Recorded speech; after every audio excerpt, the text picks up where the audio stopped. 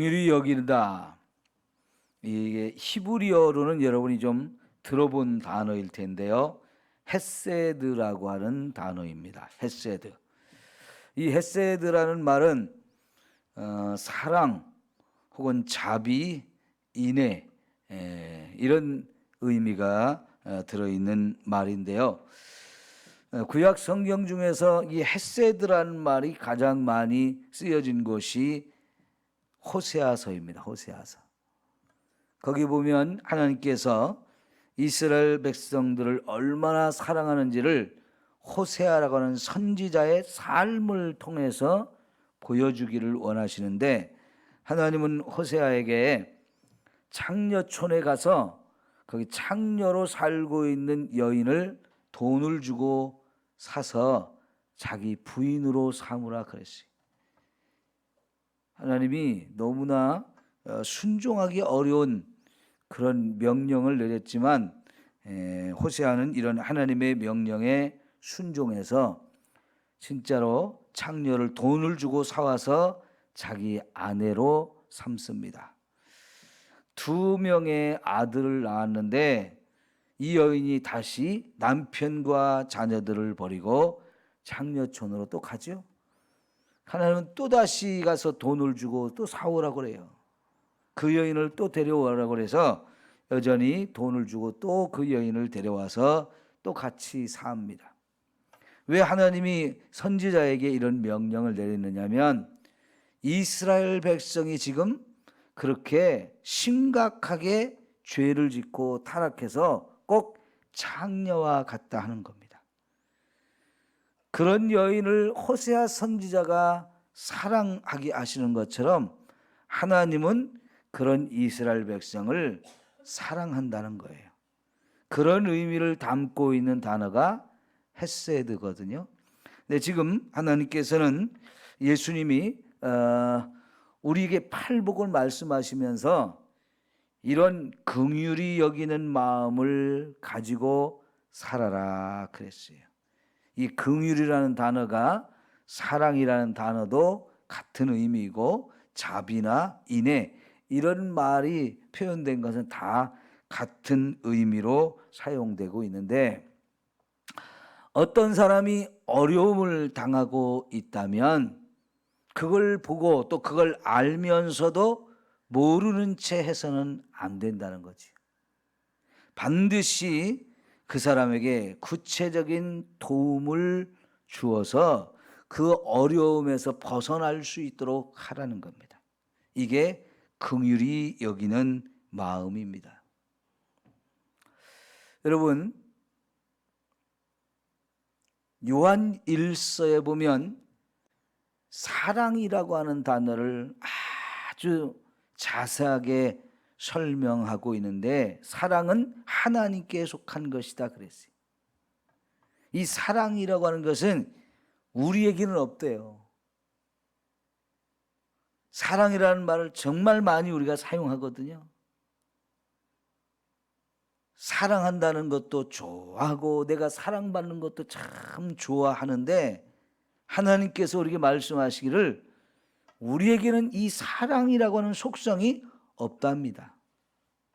이 사랑은 하나님께 속한 것이기 때문에 하나님께 우리가 간절히 구해서 이런 사랑의 마음이 내게 있게 해달라고, 그래서 나도 사랑할 수 있게 해달라고 자꾸 구해야만 이 사랑이라는 걸 하나님이 우리에게 부어주실 때 우리가 드디어 우리도 사랑할 수 있게 되어진다는 겁니다. 그래서 요한 1서 우리 3장을 한번 찾아봅시다.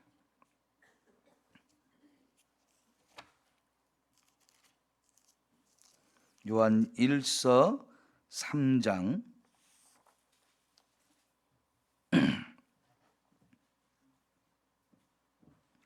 16절을 볼게요. 시작. 그가 우리를 위하여 목숨을 버리셨으니 우리가 이로써 사랑을 알고 우리도 형제들을 위하여 목숨을 버리는 것이 마땅하니라. 자, 이 말씀을 잘 생각해 보면 하나님이, 예수님이 우리를 위하여 목숨을 버려주셨다는 겁니다. 이거를 여러분 우리가 알아요, 몰라요? 이미 우리는 예수님을 믿으면서 예수님이 나를 대신해서 죽어주셨다는 사실을 깨닫게 됐죠. 이거는 하나님이 우리를 얼마나 사랑하는지를 보여준 건데요. 이렇게 해서 우리가 사랑을 알았으면 우리도 형제를 위해서 목숨을 버리는 것이 마땅하다. 우리도 형제를 내 목숨을 버리면서까지 사랑할 수 있는 사람이 되어야 한다라고 이렇게 가르쳐 주고 있는 거죠. 정말 대단한 말씀인데요. 자, 한 장 넘겨서 4장 7절부터 보겠습니다. 7절부터 12절입니다. 자, 사랑하는 자들아 우리가 서로 사랑하자. 그러면서 그 다음에 뭐라고 해요? 사랑은 하나님께 속한 것이다. 우리에게 없던 거라는 겁니다.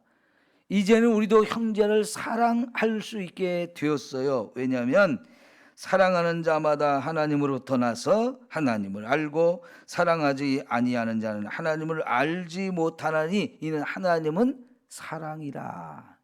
하나님의 가장 큰 속성은 사랑이에요. 그 하나님께서 우리를 먼저 사랑해 주셔서 나도 이제 사랑이 뭔지를 알았어요. 사랑을 받았기 때문에.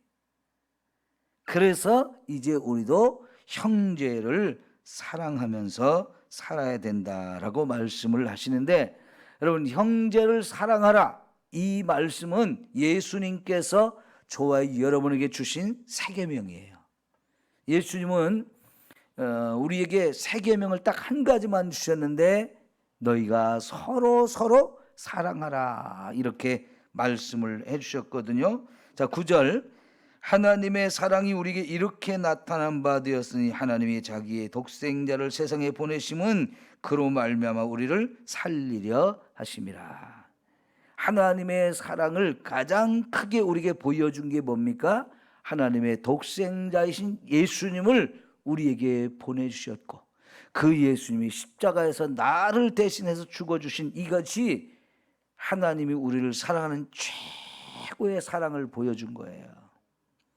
이런 사랑을 우리가 이미 입어서 우리의 모든 죄를 다 용서받고 구원을 받았어요. 그래서 우리도 이제 서로 사랑할 수 있는 이런 속성을 하나님 우리에게 부어주셨으니까 이제는 사랑하는 것이 마땅하다는 겁니다. 자, 10절, 사랑은 여기 있으니 우리가 하나님을 사랑한 것이 아니오 하나님이 우리를 사랑하사 우리 죄를 속하기 위하여 화목제물로 그의 아들을 보내셨습니다. 사랑하는 자들아 하나님이 이같이 우리를 사랑하셨은즉 우리도 서로 사랑하는 것이 마땅하도다. 어느 때나 하나님을 본 사람이 없으되 만일 우리가 서로 사랑하면 하나님이 우리 안에 거하시고 그의 사랑이 우리 안에 온전히 이루어지느니라. 아멘. 여러분, 하나님이 자기 아들을 보내서 이렇게 우리를 사랑해 주셨으니 이런 사랑을 받은 저와 여러분도 우리 서로 사랑하는 것이 마땅하다 그랬어요. 여러분, 그래서 이렇게 서로 사랑하기는 긍휼을 베푸는 마음을 가지면 하나님께서도 저와 여러분에게 더 큰 사랑, 더 큰 긍휼을 베풀어 주신다, 그렇게 말씀했어요. 자, 그런데 긍휼히 여기는 자라고 이렇게 표현이 됐는데 여기에 누구를 사랑하라, 누구에게 긍휼을 베풀라, 이런 게 제한되어 있지 않아요. 구체적으로 나와 있지 않나요? 어떤 상황에 있는 사람한테 긍휼을 베풀라, 이런 것도 없어요. 그러면 이건 뭔 얘기일까요? 모든 사람을 다 우리가 사랑하고 긍휼을 베풀라는 거죠. 어떤 상황에 있는 사람이라도 가리지 말고 긍휼을 베풀라는 거죠. 그래서 이게 최고의 우리가 긍휼을 베푸는 것이 뭐냐면 원수까지도 우리는 사랑해야 된다는 말씀이에요. 원수는요, 진짜 나도 원수를 갖고 싶어요. 저 원수를 막 죽이고 싶은 마음이 내 안에 있는 게 솔직한 우리의 심정이에요. 그 사람은 절대로 내가 사랑하고 싶지 않은 대상이죠. 그런데 놀랍게도 예수님은 진짜 그 원수까지도 사랑하라고 하셨는데, 그것을 예수님이 십자가에서 보여주셨잖아요. 자기를 못 박는 사람들을 용서해달라고 하나님께 기도했잖아요. 그런데 이런 일을 스데반도 똑같이 따라서 하죠. 그죠? 사도행전에서 스데반이 돌에 맞아 죽을 때 자기를 향해 돌을 던져 죽이는 그 사람들을 예수님처럼 똑같이 기도했어요. 이렇게 우리가 예수님의 사랑을 받은 사람들이기 때문에 이제는 우리도 이런 사랑을 할 수 있는 사람이 되어진 거예요. 그래서 오늘 저와 여러분에게 긍휼을 베풀어야 된다라고 예수님이 말씀을 하시는데, 한번 생각해 보세요. 믿음이 작은 사람이 이런 긍휼을 베푸는 일을 할 수 있을까요? 아니면 믿음이 큰 사람이 할 수 있을까요? 이거는 믿음이 그만큼 자라야, 큰 믿음을 가져야 진짜 원수까지도 사랑할 수 있는 마음을 갖게 돼요. 자, 그러면 우리가 원수를 사랑하기 위해서 그 전에 해야 될 일이 먼저 있어요. 그냥 사랑이 안 돼요. 그 원수를 우리도 용서하는 마음이 생겨야 진짜 이제 그 다음에 사랑까지 갈 수 있어요. 그래서 용서한다는 게 정말 귀한 일이에요. 종종 우리 자신도 용서하라고 하는데 용서하기 싫은 사람이 있었죠. 하나님, 저 사람은 절대로 용서 못합니다. 나 용서하기 싫습니다. 왜? 내 마음속에 그 사람을 향한 미움이 있거든요. 그 사람이 나한테 너무 잘못했어요. 그래서 내가 그 사람 미워하는 게 맞는 것 같아요. 정당한 것 같아요. 그건 잘못한 것 같지 않아요. 그래서 막 내 속에서 막 그 사람에 대한 감정이 막 올라와 가지고요, 미워하는 마음이 생기고 절대로 나는 용서 못합니다. 막 머리를 흔들면서 그런 생각을 갖게 되는데, 하나님이 자꾸 용서하라는 말씀이 자꾸 나를 마음을 찔러대거든요. 그럼 이게 괴로워져요.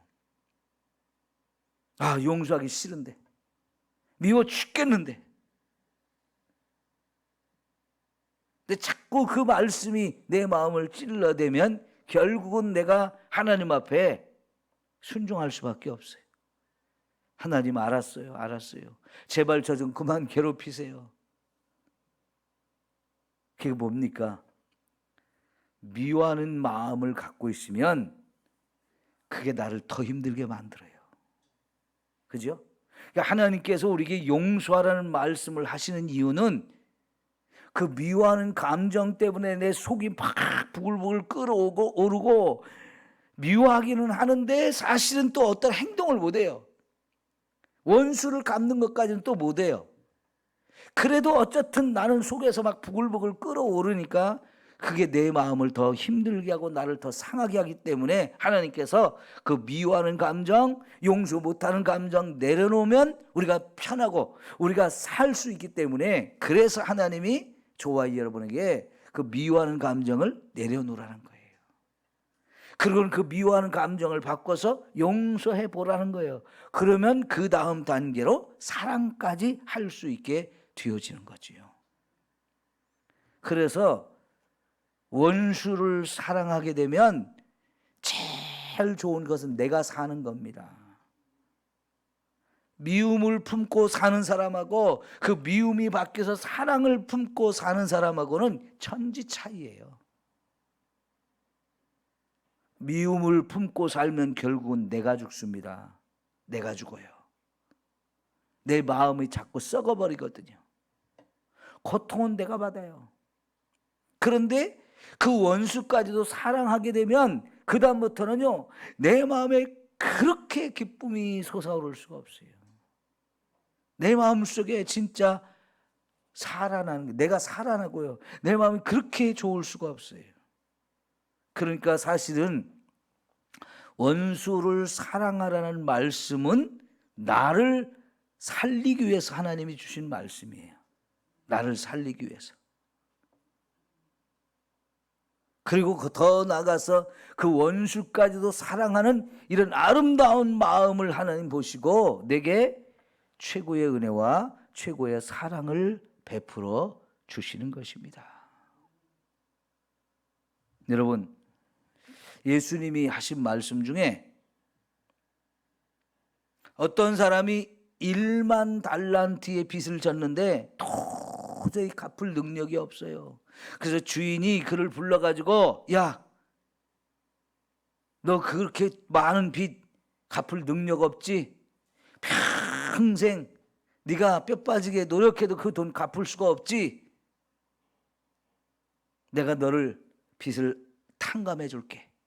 이 얼마나 엄청난 은혜를 베풀어 준 거예요. 근데 이 사람이 그런 은혜를 받고 나가서 가다 보니까 자기한테 100데나리온 빚진 사람을 만났어요. 1만 달란트와 100데나리온은요, 이게 돈의 단위가 틀린 거예요. 달란트와 데나리온은 너무너무 차이 나는 거예요. 100데나리온은 그거 돈도 아니에요.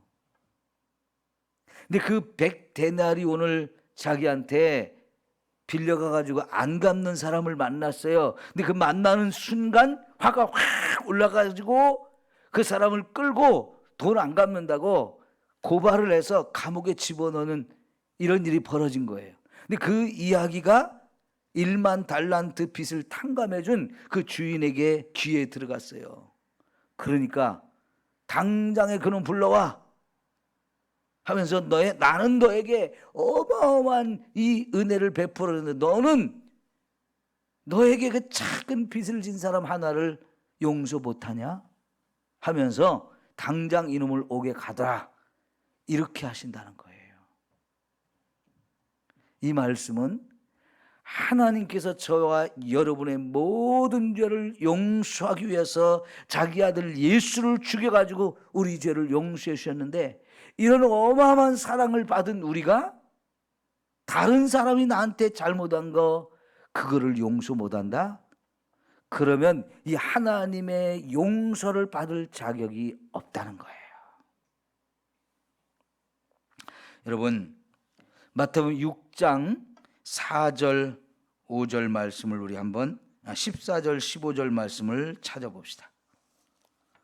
마태복음 6장 14, 15절.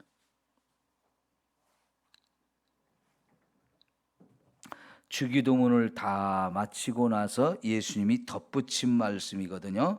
6장 14절 15절 시작.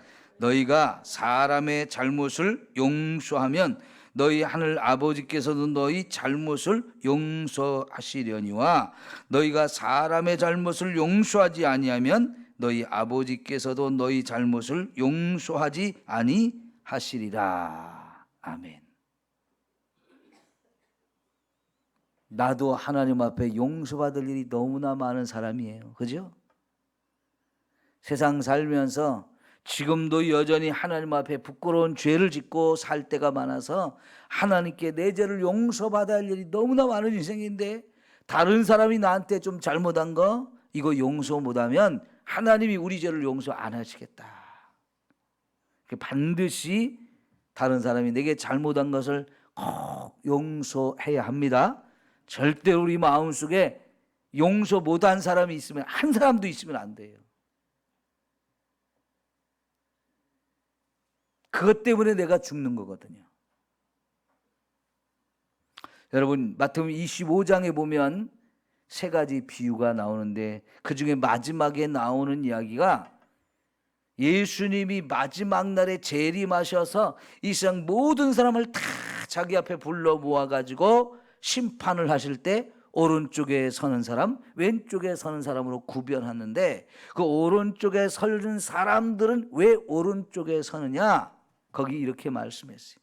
이 세상에서 가난한 사람을 보고 헐벗은 사람을 보고, 굶주린 사람을 보고, 병든 사람을 보고, 옥에 갇힌 사람을 보고, 슬퍼하는 사람을 보고 했을 때 그냥 지나치지 않는 사람이라고 그랬어요. 배고픈 사람 먹여주고요, 나의 도움이 필요한 사람, 그런 걸 요청하는 사람이 있을 때 이걸 외면하지 않고 바로 내가 할 수 있는 한 최선을 다해서 그런 사람들을 돌봐준 거예요.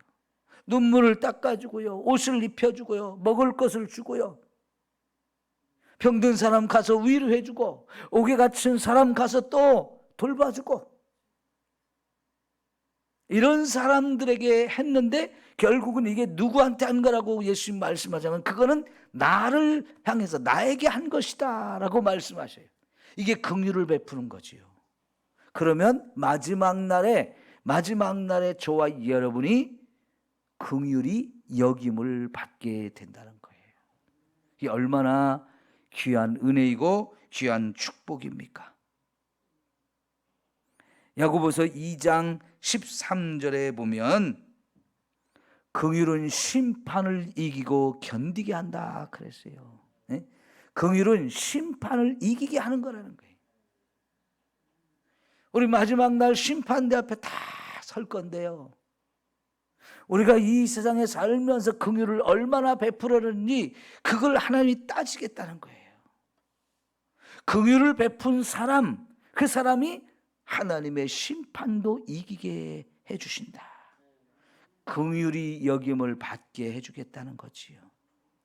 이 긍휼이 저와 여러분에게 얼마나 필요한지, 그것이 저와 여러분에게 얼마나 큰 하나님의 은혜와 사랑을 받게 하는지를 확인시켜 주는 거거든요. 여러분, 우리가 주보에 여러 우리의 도움을 요청하는 기관이나 선교사들이나 또 도움을 줘야 될 여러 곳, 이렇게 우리가 여러분이 드린 헌금을 통해서 우리가 후원도 하고 돕잖아요. 왜 그런 일을 하는 겁니까? 그게 바로 긍휼을 베푸는 일이기 때문에 그래요. 어떤 사람들은요, 교회 다니면 헌금하는 것 때문에 못 다니시는 분들이 있어요. 솔직히 교회 다니면 헌금할 일이 많아요. 헌금 많이 하게 돼요. 솔직히 그러죠? 근데 우리가 어떻게 그런 헌금을 하게 될까요? 이 세상에 자기 돈 아까운 줄 모르는 사람이 어디 있어요? 다 돈 아까운 줄 압니다. 10,000원짜리 하나라도 내 주머니에서 나가려면 이게 쉽게 나가지지 않아요. 떨립니다. 근데 교회 오면 그렇게 헌금해야 될 일이 자꾸 생겨요. 그런데 여러분, 그런 헌금을 하고 났을 때 내 마음에 기쁨이 있는 사람이 있는가 하면, 헌금하라는 말만 들으면 벌써 마음이 확 닫히는 사람이 있어요. 부담스럽거든요. 나를 위해서는 10,000원짜리 한 장 쓰는 것도 아깝잖아요. 우리가 뭘 하나라도 살려면 여기가 비싼지 저기가 비싼지 자꾸 따지면서 1,000원이라도 더 싼 데 가서 사는 게 우리의 모습이에요. 그런데 뭐 이것저것 교회에서 헌금하는 거, 이거를 할 때 우리가 왜 아깝지 않겠어요? 그런데 아까운 것을 참고 헌금을 하는 것은, 그게 바로 이 헌금이 사용되어지는 곳에 주님의 사랑이 흘러가기 때문에 그래요. 내가 그들을 불쌍히 여기고 긍휼히 여기는 마음을 갖기 때문에 우리가 기꺼이 헌금을 할 수 있는 거예요. 여러분, 미얀마를 위해서 우리가 헌금하자 했을 때 많은 분들이 참여를 하셨더라고요. 많아서 적어서 이거 따지지 않습니다. 많고 적음을 떠나서 정말 성도들이 기쁨으로 그 일을 동참한다고 했을 때, 사실은 그 물질이 어떻게 쓰여질지 우리는 확인을 못해요. 우리 교단에 모여져 가지고 그 헌금이 미얀마에 있는 교단 본부에다가 이 물질을 보내주어 가지고 거기서 그들이 기도하면서 이 물질을 어디에 어떻게 쓰면 좋을까 하고 그들이 결정해서 사용하게 되겠죠. 그러나 그것이 정말로 미얀마 민주화를 위해서 작은 씨앗이 된다면, 우리가 뿌리는 씨앗은 작은 밀알일지라도 거기서 놀라운 열매를 거두게 되는 거예요. 이 밀알 하나 참 중요하잖아요. 밀알 얘기가 나왔으니까 우리 일맥원이 바로 밀알 하나거든요. 우리 박정희 권사님 시아버님 시어머님이 만들어서 권사님과 또 남편이 또 이어받아서 하시다가 이제 은퇴하셔서 이제 또 다른 분들이 이렇게 계속 이어가고 있지만, 거기 와서 생활하는 아이들 진짜 너무너무 부모로부터 버림받고 사랑받지 못하고 돌봄받지 못하는 아이들인데 누군가 그들을 돌봐주지 않으면 안 되는데요. 그들을 향한 이 긍휼의 마음이 있기 때문에 그 일을 시작하셔서 지금까지 이어오는 거잖아요. 하나님께서 그 아이들을 우리 교회로 이렇게 보내주셔서 그 아이들이 우리 교회에서 이렇게 자랄 수 있게 하셨다는 얘기는요, 저와 여러분에게 그 아이들을 정말 사랑하라는 거예요. 긍휼을 베풀라는 거예요. 우리에게까지 보내줬는데도 불구하고 우리가 그 아이들에게 긍휼을 베푸지 못한다면 마지막 날 심판대 앞에 우리가 섰을 때 우리는 할 말이 없어요. 하나님, 나도 긍휼히 여겨주세요, 나 좀 불쌍히 여겨주세요, 이런 말을 할 자격이 없어요. 우리가 이 세상에 이렇게 긍휼을 베풀어야 될 대상이 너무나 많거든요. 오늘도 여러분이 일터에 나가서 일을 해가지고 돈 한 푼을 벌려면 참 고생들 많이 해야 돼요. 그럼에도 불구하고 그렇게 어렵게 번 돈이지만 나누고 베풀 때는 또 기쁨으로 우리가 할 수 있다는 것은 그 마음 자체를 하나님이 주신 줄 믿습니다. 그런 마음들이 모여서 하나님이 기뻐하시는 일을 행하는 건데, 하나님은 고아의 아버지이고 과부의 남편이, 하나님은 바로 그런 사람들의 하나님이다 라고 말씀하셔서 우리가 그들에 대해서 정말 사랑하고 긍휼을 베풀 것을 가르치시거든요. 앞으로 더욱 힘써서 이런 일을 행합시다. 네, 기도합니다.